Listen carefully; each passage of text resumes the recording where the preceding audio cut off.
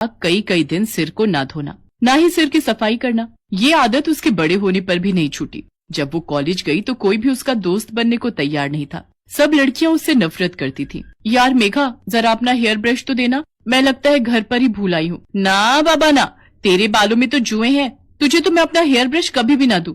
चल ज्योति, कॉलेज की छुट्टी हो गई है, घर जाते हुए रास्ते में गोलगप्पे खाते हुए जाएंगे। सीमा के सिर में जुएं होने के कारण हमेशा ही वो अपमानित होती थी, पर मजाल है जो वो अपना सिर साफ करवा ले। सीमा, ओ सीमा, ये सिर धोकर गीला तौलिया तूने स्टैंड पर टांगा है? हाँ माँ, वो सिर बहुत खुजली कर रहा था तो धोकर आई थी। सारा तौलिया जुओं से भरा हुआ है, सिर तो खुजली करेगा ही। कितनी बार कहा है सिर साफ करवा लिया कर, पर सुनती कहाँ है। पता नहीं इस लड़की के सिर की जुएं जाती ही क्यों नहीं है। वृंदा, जितनी जल्दी हो इसके सिर की जुएं साफ करवा दे। बड़े बूढ़े कहते हैं जिस लड़की की शादी के समय सिर में जुएं हो, शादी के बाद जुएं ब्याह जाती हैं, फिर उन्हें साफ करना बहुत मुश्किल होता है। क्या दादी, ऐसा कुछ नहीं होता है, आप बेकार में ही डरा रहे हो। सीमा की दादी चाहती थी कि सीमा किसी तरह अपने सिर की तरफ ध्यान दे दे, पर उसने एक कान से सुनकर दूसरे से निकाल दिया। आकाश नाम के लड़के से सीमा का रिश्ता तय हो जाता है, पर शादी के दिन मंडप में सीमा का हाथ बार बार अपने सिर में जा रहा था। क्या करूं, ये जुएं तो जैसे रेलगाड़ी की तरह सिर में दौड़ लगा रही हैं।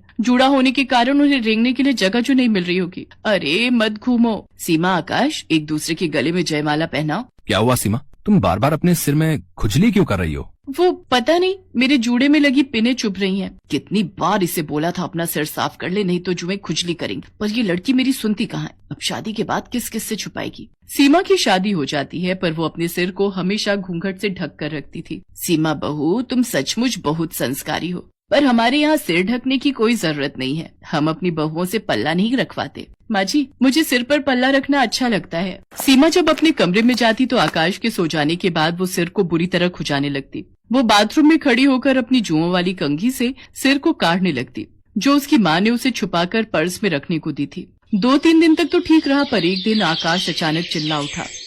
माँ, मेरे सिर में बहुत खुजली हो रही है, लगता है कोई कीड़ा काट रहा है। क्या कीड़ा? जरा अपना सिर तो दिखा। हे भगवान आकाश, तेरे सिर में 2 जुएं चल रही हैं। जुएं? ऐसा कैसे हो सकता है माँ, हमारे घर में तो किसी को भी जुएं नहीं है। माँ, आपके बालों में भी एक जूं चल रही है, वो आपके सफेद बालों में साफ दिखाई दे रही है। क्या? पकड़ तो जरा। आकाश और उसकी माँ के सिर में भी जुएं पड़ जाती हैं। उस दिन तो बात छुप जाती है, पर एक दिन घर में कीर्तन हो रहा था। सब लोग उसमें ध्यान लगाए बैठे थे। सीमा ने डर के मारे सिर पर घूंघट डाले रखा, पर सबके बीच सीमा के सिर से साड़ी का घूंघट नीचे गिर जाता है। तभी एक पड़ोसन की नजर सीमा के सिर पर जाती है। हे भगवान सुषमा, तुम्हारी बहू के सिर में कितनी जुएं हैं। छी छी छी छी छी छी। राम राम राम, जुएं वाली बहू है सुषमा की। खबरदार जो मेरी बहू के खिलाफ एक लफ्ज भी बोला। अरे हो जाती है जुएं किसी न किसी के सिर में, पर इनसे छुटकारा भी तो पाया जा सकता है। तुम्हारी बहू